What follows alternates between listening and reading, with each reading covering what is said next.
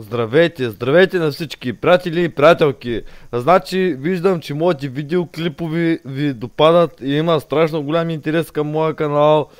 Така че реших да направя едно малко по-сериозно видео и да ви разкажа всъщност откъде, откъде идва цялата тая идея да се занимавам с YouTube като цяло и защо ми допадна. Значи, нека да ви обясня. Накратко, аз учих в Кирил Методи тук в Казанлък в гимназията и нали знаете това момче от класа, дето е едно такова странно и всеки един му се смее, всеки един му се подиграва и не знам с какво. Имал съм много гадни преживявания, нали, през детските години, говорим още 6 клас, 7 клас, нали, главно, да, те ученическите години и, нали, много гадни преживявания имам, всеки се е подигравал с мен, всеки такова, но накратко, да кажа историята. Значи, те от моя клас в 7 клас, нали, има матури по български и по математика. И по български се взех, мисля, че с 4, по математика минах с 2.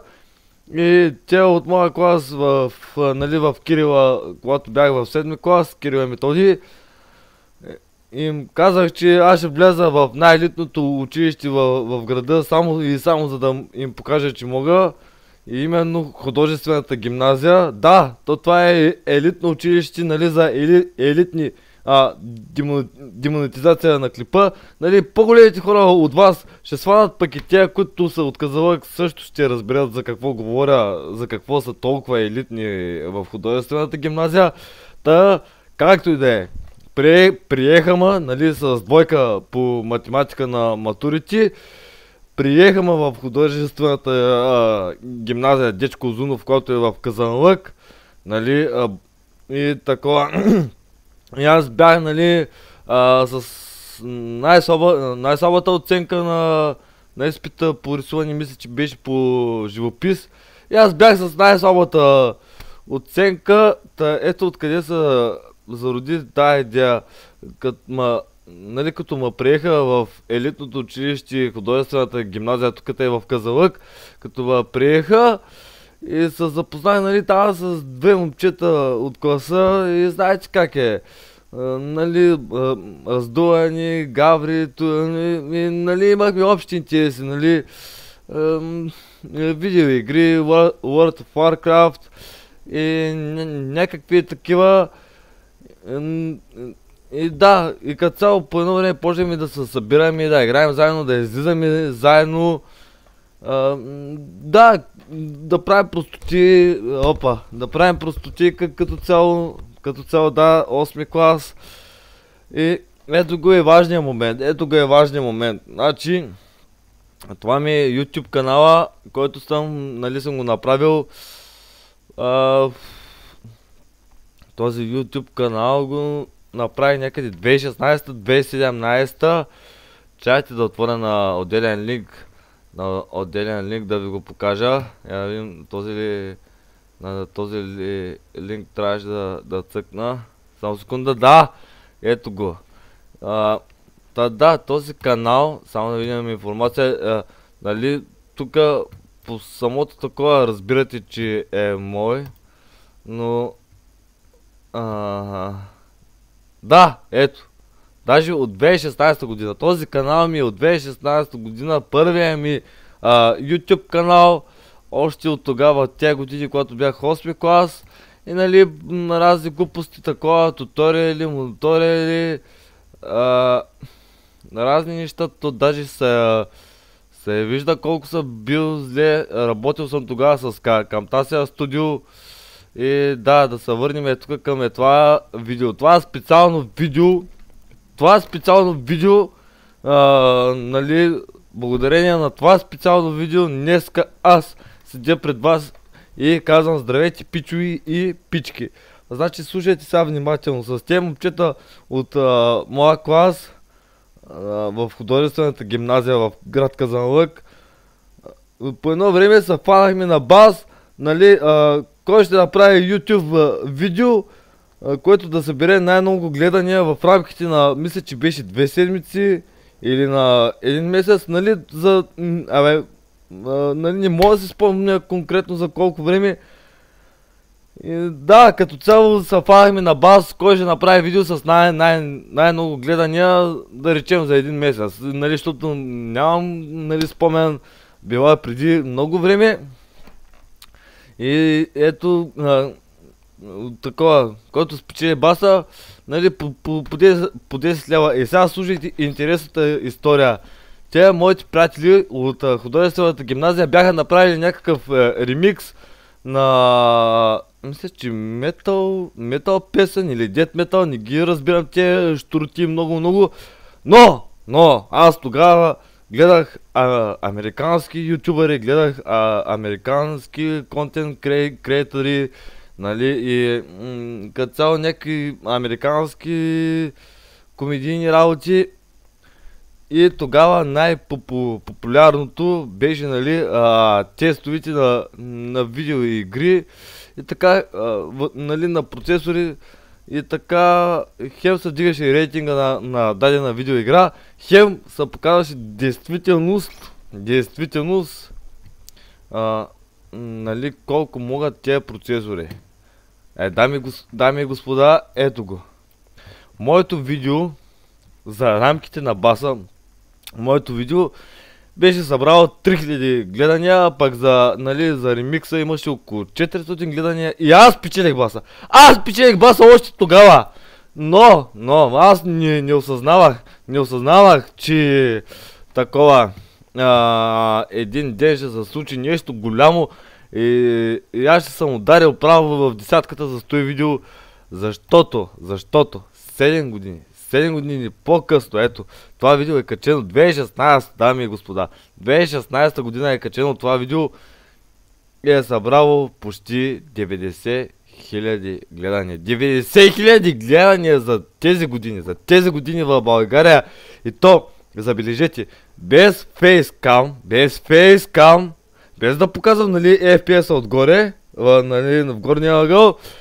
И забележете, без слушалка, без нищо. Тогава първа навлизах, нали, в средите, в YouTube пространството, нали, беше интересно всяко едно нещо от към обработката, от, нали, техническата част зад камерата и, нали, всяко едно нещо ми беше интересно. Обаче, не щеше един ден, просто го загубих този канал, този акаунт се затри някъде, нали, няма спомен точно какво се е случило. Обаче, днескашният ден е много специален. Защото аз открих доказателство. Само да се върна. Аз открих доказателство, че този канал, нали, е мой. И ето, сега ще ви го пусна. Това, нали, видео, което е по доказателствената част. Ето виждате, даже интро има туилно и спрял съм го, защото преди нямаше такива закони за YouTube, нали, за музика с авторски права.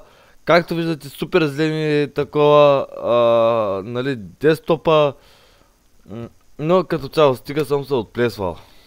Ето го и доказателството, доказателство. Чакайте, не мога да се прибера камерата, но може да видим в този хубав български сайт, нали, може да видим това име, акаунта с това име. Добре, айде, нека да не прибързваме, всеки може да има такъв акаунт за Мунда, обаче влизаме в този много готин български сайт и сега години по-късно, след самото видео на GTA 5, където съм е тествал, нали, на даден процесор и спечелих баса, пак казвам. Сега вижте името, запомнете това име, което ви показах преди малко. Аз ще го сложа и на снимката, да може да го видите и вижте сега. С и Р 3 нали, много ясно се вижда. И сега, готови ли сте? Да отворя този акаунт, който реално се вижда на този мой туториал, който съм направил преди години. Искате ли сега да ви докажа, че аз преди време съм гръмнал още преди TikTok, още преди каквото е да било. И сега новите геймари, те не знам си какво, те не знам си що. Братле, седни малко, успокой се, поспи, защото, братле, аз бях там преди ти. Реално. Аз бях там преди реално ти да бъдеш там. Сега, вижте. Отварям го. Каквото и бе? Това оно име ли бе? Това онова име отгоре на този туториал ли бе? Това моя профил ли бе? Това е моя профил. Забележете, това е моя профил. Ето, тук що залогнах, нали, в същия акаунт, със същото име. И ето това е доказателствената част, че нали, този видеоклип с близо 90 000 гледания е мой. И този YouTube профил е мой. И ето вижте, дами и господа. И виждате, ето аз даже съм си качил някаква информация за мен. Ето даже и моя снимка. Ето и моя снимка точно през тези времена направена. Обаче има и нещо друго. Има и нещо друго. Само да видя как да го направя, тъй че да може да се види, да се фокусира. Има и още една доказателствена част, приятели и приятелки. Чайте да такова. Ето и тук виждате, тук съм го забравил, нали? Ето тук виждате един от първите ми Facebook профили. Вижте какво пише. Стефчо Рачев. Значи искам да запомните. Ето го. Видеоклипа, нали, как съм тествал на процесор, и това без фейскам, без микрофон, без абсолютно нищо да разбирам от монтаж и видеообработка, нали, на тези години е събрало 90 000 гледания. Затова, дами и господа, приятели и приятелки, искам да ви кажа, че колкото хората да ви се подиграват, колкото и да ви се гаврят с вас, нали, аз съм човек, няколко пъти съм го споменавал в моите видеа. Пораснах на улицата, защото имах много трудни моменти в детството, не се гордея много с тези факти. Но реално, даже и да си на дъното, даже и да си на улицата, не спирайте да мечтайте. Не спирайте да мечтайте, защото един ден, рано или късно, става реалност. И за хората, които си мислят, че са много в TikTok, брат, его, то си личи его. Чай сега да отворя, къде беше линка. Аз сега го изгубих ли? Да, за хората, които мислят, че сега са много в TikTok, повярвайте ми, не сте много. Не сте много за тези години. За 2016, брат. 2016 говорим. Тогава бях 8 клас. И за 2016. Вижте. 90 000 гледания. И щом човек от улицата може да достигне, нали, до такъв прогрес, какъвто съм днеска, значи всеки може, бе. И съм тук да си кажем истината в очите. Аз зато съм истински човек, зато има гледат хората, зато и се абонират за канала. Значи не спирайте да мечтайте, не спирайте да следвате мечтите си и не спирайте да мислите извън рамката. Благодаря на всеки, който ме подкрепя в това, което правя. Абонирайте се мощно за моя канал. И това видео е специално и нека да видят хората откъде аджаба, нали, идва цялото и нещо с YouTube и с това да се занимавам с YouTube. Благодаря, че изгледахте това специално видео.